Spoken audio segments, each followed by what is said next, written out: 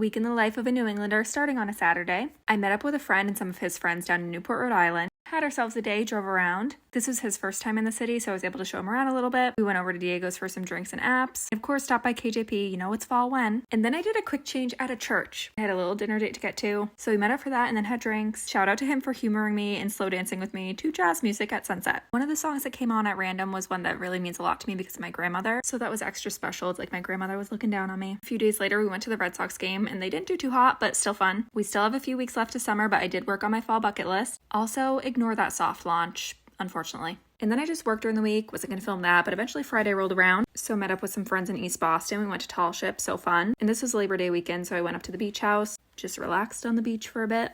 Or at least tried to, knowing I'd be back at school the following week. Went to Rye Harbor for dinner, got their chowder and lobster roll, so good. And there was Millie working hard. Eventually went back to my house for a little end of summer soiree. Very casual, made this tart and some seafood dishes. If you want the recipe, head over to the gram. And finished the week playing some tennis with my dad. These were the highlights of my week for sure.